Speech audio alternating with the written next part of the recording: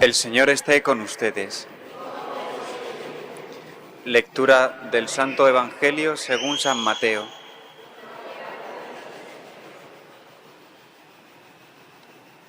En aquel tiempo dijo Jesús a sus discípulos: El que quiera venirse conmigo, que se niegue a sí mismo, que cargue con su cruz y me siga. Si uno quiere salvar su vida, la perderá, pero el que la pierda por mí la encontrará. ¿De qué le sirve a un hombre ganar el mundo entero si arruina su vida? ¿O qué podrá dar para recobrarla? Porque el Hijo del Hombre vendrá entre sus ángeles con la gloria de su Padre, y entonces pagará a cada uno según su conducta. Os aseguro que algunos de los aquí presentes no morirán sin antes haber visto llegar al Hijo del Hombre con majestad. Palabra del Señor.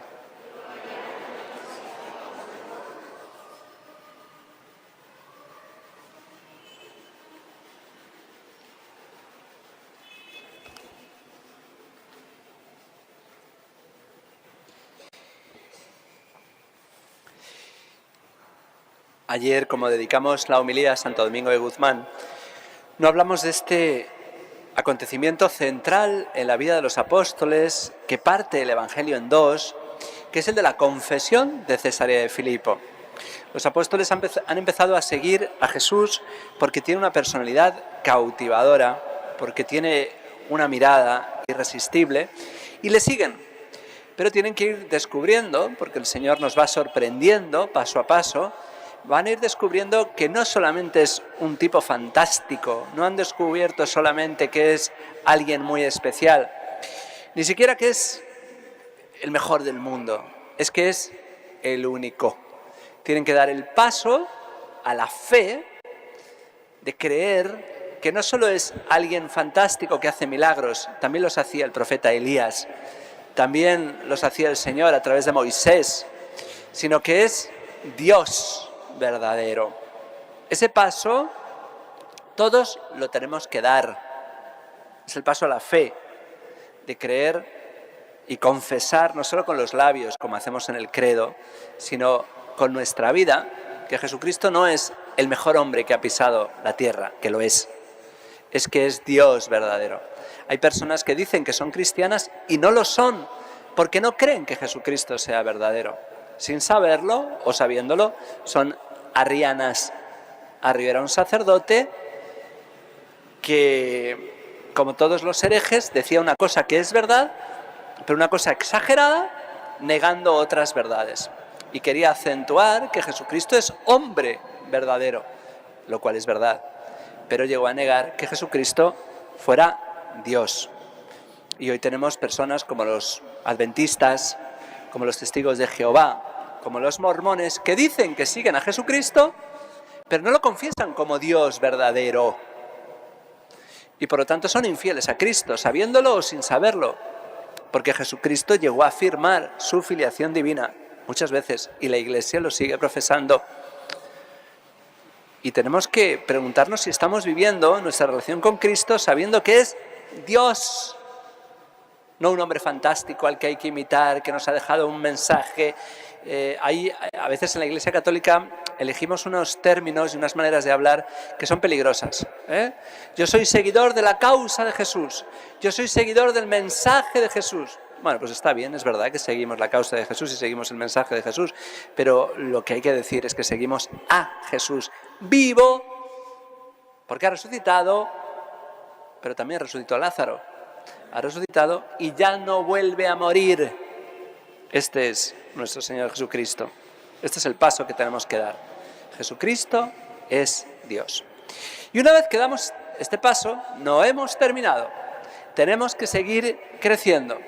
Porque cuando ya confesamos, y yo creo que todos los que estamos aquí lo hemos hecho, confesamos a Jesucristo como Dios, viene un escándalo.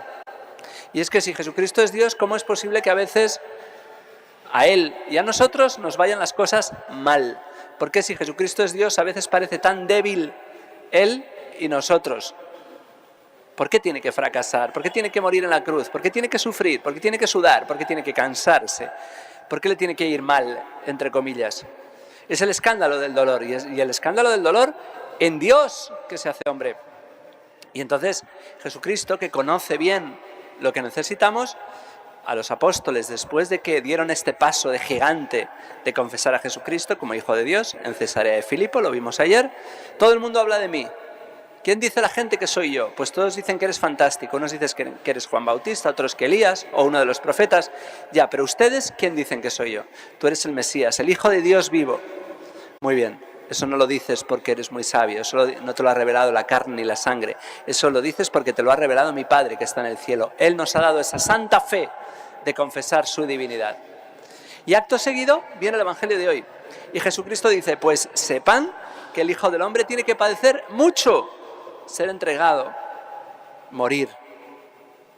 Y entonces Pedro le dirá que no puede ser, que si es Dios, todo tiene que ir bien, no tiene que sufrir, ni él ni nosotros que estamos con él, sus seguidores. Es el escándalo de la cruz, después del escándalo de que un hombre que suda, un hombre que se cansa, un hombre que duerme, un hombre que ha sido niño, un hombre que ha aprendido, sea Dios. Después de ese primer escándalo, viene el segundo escándalo. Cuando aceptamos que es Dios, el escándalo de que sufra. Y por eso los apóstoles van a necesitar la transfiguración. En el Evangelio vienen estos tres acontecimientos de un modo seguido. La confesión de Cesarea, el escándalo de la cruz, el primer anuncio de la pasión y la transfiguración. Porque el Señor es tan bueno que nos prepara para este escándalo, nos ayuda, comprende lo que nos cuesta entender que siguiendo a Dios, pues tengamos que enfermar, tengamos que fracasar, tengamos que morir, sigamos pecando. Perdón. Y entonces vamos aprendiendo que la gracia y la cruz van unidas en esta vida. Nos cuesta muchísimo, a veces tardamos años en entender y superar este escándalo, que la gracia que viene de Dios y la cruz que viene de Dios y también de su seguimiento estén unidas. Y entonces tenemos que dar el tercer paso, el de la gloria, el de aceptar en nuestra vida a Jesucristo glorioso.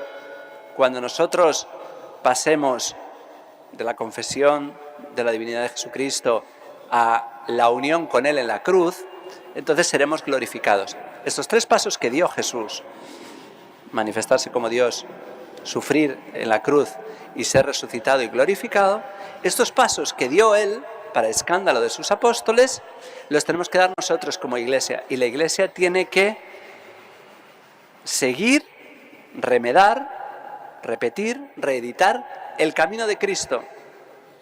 Y Juan Pablo II llegó a decir una cosa muy interesante, y es que la Iglesia en su historia también está repitiendo la vida del Señor. Y el Catecismo también lo dice, la Iglesia tiene que seguir a Cristo. Por eso hemos visto que la Iglesia, después de esta debilidad, que era como niña en sus primeros siglos de historia, perseguida en los 3 primeros siglos, empezó a manifestar al mundo sus milagros. Y la Iglesia durante los maravillosos siglos de la cristiandad, más o menos hasta el siglo XIV, ha manifestado lo que hay en ella de divina. Lo sigue manifestando, por supuesto. Pero después de manifestar la Iglesia al mundo entero su fuerza, esta verdad que dijo el Señor de que los apóstoles haríamos los mismos milagros y las mismas obras y aún mayores de las que Él hizo, la Iglesia las ha realizado. La Iglesia ha realizado las gestas asombrosas que podemos comprobar en la historia si la miramos sin leyendas negras y sin ataques falseados. La Iglesia de la cristiandad ha sido la que ha hecho esta civilización de la que nosotros disfrutamos, que todavía saboreamos, que todos somos iguales, a pesar de que unos sean más guapos y más feos y unos más fuertes y otros más débiles y otros, todos somos iguales en dignidad, que estamos llamados a ayudarnos unos a otros, que tenemos la fuerza para perdonarnos, que estamos llamados a la vivencia del matrimonio, que es heroico, que las riquezas no tienen la última palabra. Todo esto que ha aprendido la Iglesia y que ha enseñado con sus gestas a través de los santos, pues ahora estamos experimentando el escándalo de la cruz y una Iglesia que sobre todo en los 2 últimos siglos está especialmente perseguida, debilitada y sufriendo incluso porque por dentro también tiene su carcoma. La Iglesia está en un momento de crisis inusitado. Nunca antes la Iglesia había estado en la crisis actual. Lo peor es que muchos no se enteran y siguen pensando que vivimos maravillosamente bien. La Iglesia está sufriendo mucho esta crisis, la pasión. La Iglesia está acompañando a Jesús en su pasión. Y esto, aunque a veces nos preocupa y nos escandaliza, nos tiene que hacer elevar nuestro paso a la fe y decir, bueno, ahora la Iglesia, que imita a Jesús en su pasión, y es posible que en su muerte, al menos aparente, le acompañe en la resurrección seguro. La Iglesia resucitará con Cristo en su gloria. Estos son los 3 pasos que a nivel eclesial y a nivel personal hemos de dar. La aceptación de Cristo, incluso comprobando nuestra juventud, comprobando cuántas cosas maravillosas somos capaces de hacer, cuando la salud nos sonríe, cuando la prosperidad nos halaga y hacemos cosas y buenas y las hacemos por Jesús, y entonces se nos olvida que también tenemos que pasar por la pasión, por el sufrimiento, por la enfermedad, por la ancianidad y por la muerte, y esto lo tenemos que saborear desde la fe para llenarnos de esperanza y saber que también nosotros resucitaremos y acompañaremos al Señor en su gloria. Esta es nuestra vocación, y cuando la vivimos así, nunca nada ni nadie nos puede robar la alegría del que tiene fe y del que está lleno de esperanza. Que así sea.